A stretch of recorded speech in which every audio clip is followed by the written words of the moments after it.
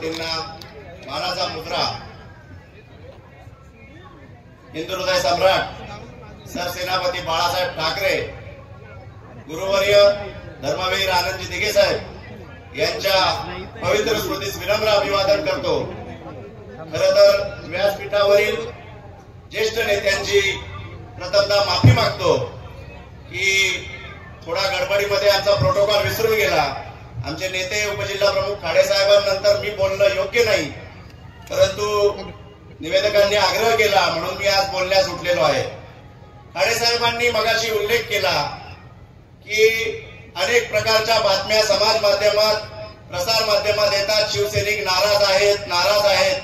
होय, शिवसैनिक नाराज होता, तो 7 ते 8 तारखेपर्यंत नाराज होता, पण त्यानंतर जो शिवसैनिक रस्त्यावर उतरला आणि जो आज पांडुरंग बरोबरांचं काम अग्रगण्यपणे करतोय त्या सर्व शिवसैनिकांना मी सलाम करतो।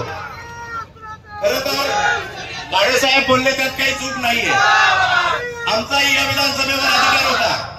आम्ही गेले 3 वेळा या विधानसभेचं नेतृत्व केलेलं आहे आणि कुठेतरी एक शिवसैनिकांच्या मनात वाटत होतं की या विधानसभेत शिवसेनेचा आमदार व्हावा।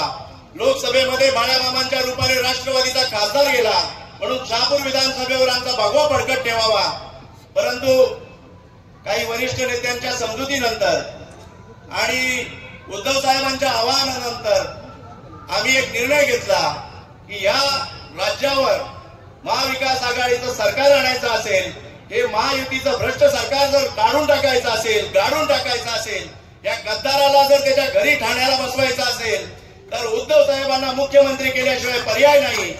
एक मताने इतिहास घडत असतो। खरं तर अटल बिहारींचं सरकार एक मताने पडलं होतं आणि एक मताने काही गडबड होऊ नये, उद्धव साहेबांच्या मुख्यमंत्री पदाच्या कार्यकाळाला काही अडचण येऊ नये म्हणून आम्ही सर्व शिवसैनिकांची समजूत घालून एक निर्णय घेतला की या शहापूर विधानसभेतून पांडुरंगजी बरोरा साहेब यांना आपण महाविकास आघाडीतर्फे निवडून देऊया आणि उद्धव साहेबांना पुन्हा मानाने वरच्या बंगल्यावर पोहोचूया। खरं तर पांडुरंग बरोरांविषयी सांगायचं झालं तर एक कार्यकुशल नेतृत्व म्हणून मी त्यांना विरोधी पक्षात असतानाही ध्यान द्यायचो, कारण या तालुक्यामध्ये अनेक लोकाभिमुख प्रकल्प पांडुरंगजी बरोरा साहेब यांनी आणले।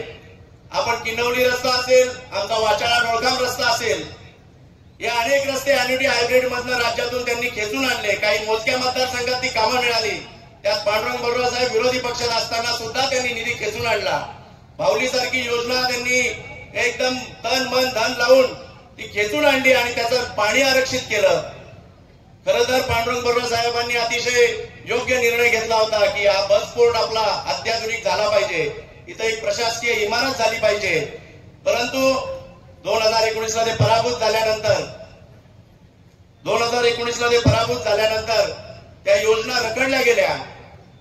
आज समोरील उमेदवार जे आमदार आहेत ते सांगतात आम्ही या बजेटमधनं एवढा निधी आणला, त्या बजेटमधनं एवढा निधी आणला, आम्ही हे केलं ते केलं।